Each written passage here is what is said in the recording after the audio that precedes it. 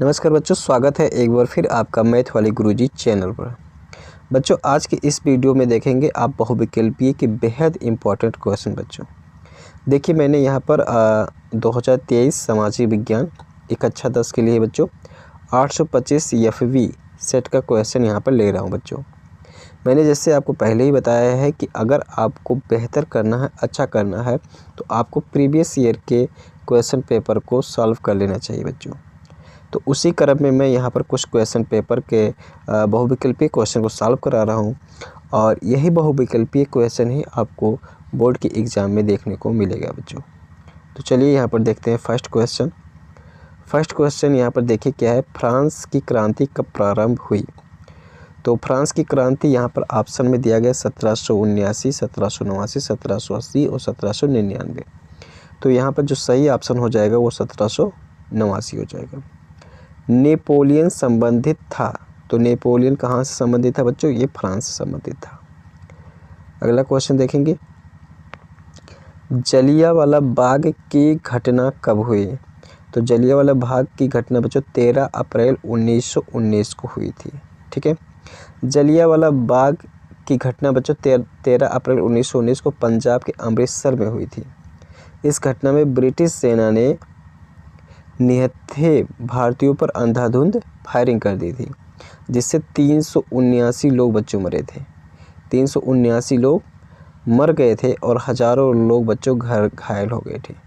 ठीक है, इसी क्रम में देखते हैं चौथा क्वेश्चन, वंदे मातरम गीत के लेखक कौन हैं? तो यहाँ पर आप जान जाइए, वंदे मातरम के लेखक बच्चों हैं बंकिम चंद्र चटर्जी।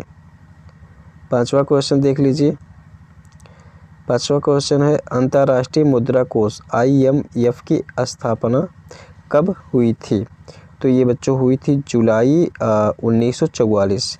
तो यहाँ पर ऑप्शन नंबर में हो जाएगा बच्चों डी वाला ऑप्शन सही हो जाएगा 1944 में। ठीक है, अगला क्वेश्चन देखें, लिखा हुआ भारत में कितने संघ राज्य क्षेत्र केंद्र शासित प्रदेश हैं?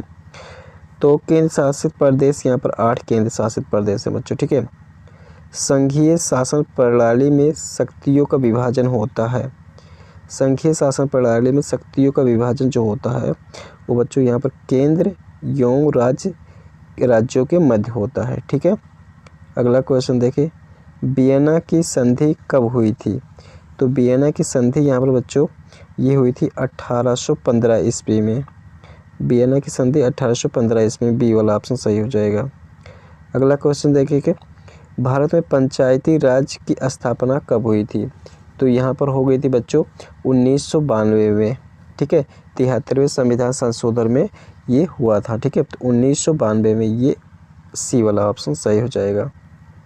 अगला देखिए, निम्नलिखित में से क्या भारतीय लोकतंत्र के सम्मुख चुनौती है? तो यहाँ पर बच्चों जो यहाँ पर ऑप्शन दिया गया, क्षेत्रीय असंतुलन, सामाजिक तनाव व हिंसा, दल बदल, तो यहाँ पर जो सही ऑप्शन हो जाएगा वो बच्चों हो जाएगा यहाँ पर उपयुक्त सभी। ठीक है, भारतीय लोकतंत्र के सम्मुख चुनौती है बच्चों। ठीक है, तो यहाँ पर चुनौती देखिए बच्चों, यहाँ पर भारतीय लोकतंत्र के लिए जो चुनौती है ये कब तक रहेगा इसको समझ लीजिए। देखिए, संप्रदायवाद, जातिवाद, क्षेत्रवाद, गरीबी, हिंसा, अपराधीकरण, क्षेत्रीय भिन्नताएँ, अशिक्षा, सामाजिक और आर्थिक विषमता, जनसंख्या वृद्धि, ये सभी क्या है? ये सभी बच्चों भारतीय लोकतंत्र के सामने चुनौती है। जब तक ये सभी चीज़ें ख़त्म नहीं किया जा सकता तब तक भारतीय लोकतंत्र को पूरे तरीके से लागू नहीं माना जा सकता बच्चों। ठीक है, तो यहाँ पर जो ऑप्शन सही हो जाएगा वो बच्चों ये वाला ऑप्शन सही हो जाएगा, उपयुक्त सभी। 11 नंबर में देखेंगे, लौह अयस्क किस प्रकार का संसाधन है? तो लौह अयस्क यहाँ पर बच्चों नवीकरणीय योग दिया है, प्रवाह दिया है, जैव दिया है, अनवीकरणीय दिया है। तो यहाँ पर डी वाला ऑप्शन सही हो जाएगा, अनवीकरणीय योग। ठीक है, अगला क्वेश्चन देखें बच्चों। अगला क्वेश्चन, निम्नलिखित में से किस राज्य में काली मृदा मुख्य रूप से पाई जाती है? तो काली मृदा को एक और नाम से जानते हैं, रेगुर के नाम से जानते हैं बच्चों। इसका एक और नाम क्या है? रेगुर। ठीक है, तो ये मिट्टी ज़्यादातर बच्चों गुजरात में पाई जाती है, लेकिन यहाँ पर गुजरात ऑप्शन है नहीं। अगर गुजरात ऑप्शन होता तो गुजरात पे टिक लगता। और ये जो है दूसरे नंबर पे पाई जाती है महाराष्ट्र में बच्चों, और कर्नाटक में और मध्य प्रदेश में भी पाई जाती है, तो ध्यान देना इसको। 13 नंबर में निम्नलिखित में से कौन सी एक फलीदार फसल है। तो यहाँ पर बच्चों जो ये बी वाला ऑप्शन है, मोटे अनाज में जो आते हैं वो फलीदार फसल होते हैं। मोटे अनाज में यहाँ पर कौन सा गेहूँ आ जाता है, बाजरा, मक्का, जौ, मक्का, चना तथा मसूर आदि शामिल है। ठीक है, तो ये समझेंगे ये मोटे अनाज में आते हैं। उसके बाद मोनाजाइट रेत में निम्नलिखित में से कौन सा खनिज पाया जाता है। तो ये थोरियम है बच्चों, ये भी कई बार पूछा जा चुका है, तो ये सी वाला ऑप्शन सही हो जाएगा, थोरियम। निम्नलिखित में से कौन सा शब्द दो या अधिक देशों के व्यापार को दर्शाता है। दो या अधिक देशों के व्यापार के, तो यहाँ पर सही ऑप्शन हो जाएगा ये वाला, अंतर्राष्ट्रीय व्यापार। ठीक है, अगला क्वेश्चन देखेंगे, लिखा हुआ है सामान्यतः किसी देश का विकास किस आधार पर निर्धारित किया जा सकता है। तो प्रति व्यक्ति आय, औसत साक्षरता दर, लोगों की स्वास्थ्य स्थिति, इसमें भी हो जाएगा बच्चों उपयुक्त सभी।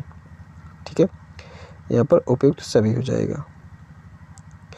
17 नंबर में किसी पड़ोसी देशों में से मानव विकास के निम्नलिखित पड़ोसी देशों में से मानव विकास के लिहाज से किस देश की स्थिति भारत से बेहतर है। तो यहाँ पर भारत से बेहतर बच्चों श्रीलंका है। सार्वजनिक और निजी क्षेत्र के विभाजन का आधार है, तो यहाँ पर बच्चों ये हो जाएगा, ये भी इम्पॉर्टेंट है बच्चों, उद्यमों का स्वामित्व है। ठीक है, अगला क्वेश्चन देखेंगे, स्वयं सहायता समूहों में बचत और ऋण संबंधी अधिकतर निर्णय लिए जाते हैं। तो ये इसके सदस्यों द्वारा लिए जाते हैं बच्चों। ठीक है, एक वस्तु का अधिकांशतः प्राकृतिक प्रक्रिया से उत्पादन किस क्षेत्र की गतिविधि है। तो ये प्राथमिक हो जाएगा बच्चों। ठीक है, प्राथमिक हो जाएगा। प्राथमिक क्षेत्र किसी वस्तु का उत्पादन ज़्यादातर प्राकृतिक प्रक्रिया के माध्यम से, ये सभी क्या जाते हैं, प्राथमिक क्षेत्र के अंतर्गत ये गतिविधि आ जाती है बच्चों। ठीक है, अगला क्वेश्चन देखेंगे,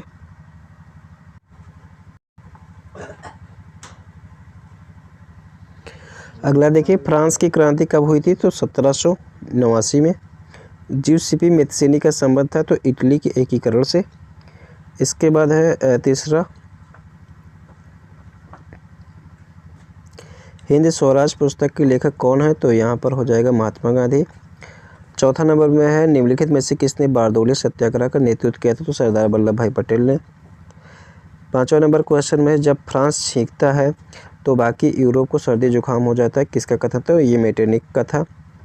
इसके बाद है छठा नंबर में भारत में संघीय राज्यों की संख्या। तो यहाँ पर संघीय राज्यों की संख्या 28 है। विश्व का सबसे बड़ा लोकतांत्रिक देश है। तो ये हो जाएगा बच्चों भारत। भारत के संविधान की 8वीं अनुसूची में कुल भाषाएं। तो ये हो जाएगा 22। लोकतंत्र में शक्ति का स्रोत है। तो ये हो जाएगा जनता, ए वाला ऑप्शन है।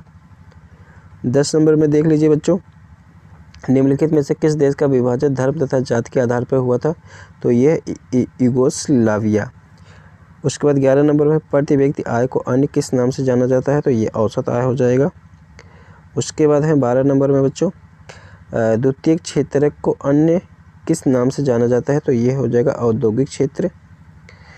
ठीक है बच्चे, इसके बाद अगला क्वेश्चन देखते हैं, सेवाओं को किस क्रियाकलाप क्षेत्र के अंतर्गत रखा जाता है। तो ये हो जाएगा तृतीयक, ए वाला ऑप्शन सही हो जाएगा। भारत का अधिकांश व्यापार होता है। तो भारत का अधिकांश व्यापार यहाँ पर जो होता है वो समुद्री मार्ग से होता है। अगला क्वेश्चन देखेंगे, राष्ट्रीय उपभोक्ता अधिकार दिवस कब मनाया जाता है। ये 24 दिसंबर को। इनमें से किस राज्य संघ राज्य क्षेत्र में काली मृदा पाई जाती है। तो ये महाराष्ट्र में। एजेंडा 21 का संबंध है। तो एजेंडा 21 का संबंध यहाँ पर जो हो जाए वो सतत पोषणीय संधारणीय विकास से है। 18 नंबर में ग्रीन इंडिया मिशन किस वर्ष में आरंभ किया गया था। तो ये 2014 में किया गया था। निम्नलिखित में से कौन सी फसल मुख्य रूप से जायद की फसल का उदाहरण। तो ये तरबूज है। और 20 नंबर में यहाँ क्वेश्चन है बच्चों, आग्नेय चट्टानों में पाया जाने वाला खनिज है। तो ये यहाँ पर ये जस्ता है। ठीक है, तो ये हो जाएगा। अगला क्वेश्चन देखिए, दिया है निम्नलिखित नेताओं में से किसने एक गुप्त संगठन यंग इटली बनाया। तो ये बी वाला ऑप्शन हो जाएगा बच्चों, ज्यूसेपे मेत्सिनी। ठीक है, अगला क्वेश्चन देखें, निम्नलिखित में से 1871 में जर्मनी का प्रथम सम्राट घोषित किया गया? तो ये हो जाएगा बच्चों केसर विलियम प्रथम को किया गया था। ठीक है, अगला क्वेश्चन देखिए दिया हुआ है 1789 में फ्रांस में किस प्रकार का शासन था? तो ये हो जाएगा असीमित राजतंत्र था बच्चों, बी वाला ऑप्शन। ठीक है, अगला क्वेश्चन देखेंगे ब्रिटेन में कार्न कानून समाप्त करने का क्या कारण था? यहाँ पर ये कारण था कि उद्योगपति एवं शहरी लोगों का विरोध, ये लोग विरोध करने लगे थे, जिसकी वजह से कार्न कानून को समाप्त कर दिया गया था। ठीक है, ये देखिए बच्चों 1944 में ब्रेटन वुड्स सम्मेलन कहाँ आयोजित किया गया था? तो ये अमेरिका में किया गया था। निम्नलिखित में से कौन सा विशेष संघ सूची में है? कौन सा विशेष संघ सूची में है? तो ये हो जाएगा प्रतिरक्षा। ठीक है, अगला देखें क्वेश्चन श्रीलंका में कौन सा बहुसंख्यक वर्ग है? तो श्रीलंका में यहाँ सिंघली है। अगला क्वेश्चन देखेंगे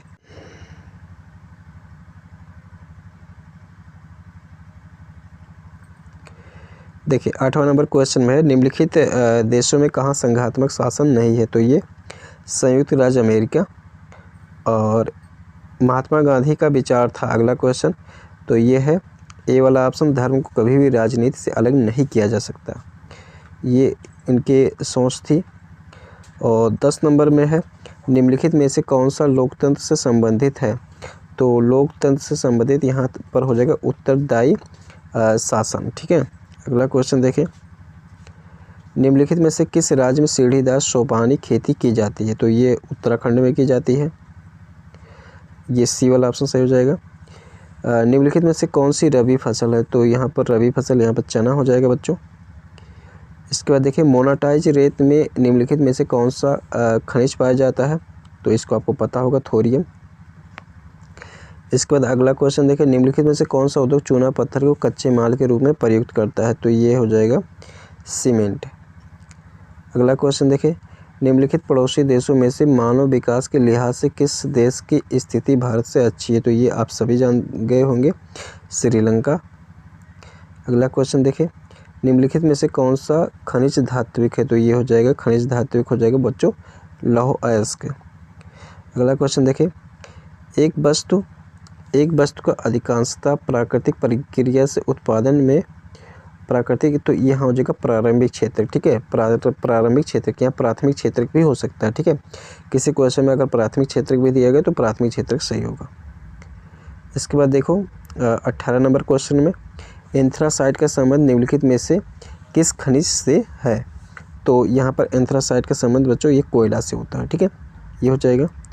अगला क्वेश्चन देखें निम्नलिखित में से किस वर्ष बांग्लादेश ग्रामीण बैंक की स्थापना की गई थी?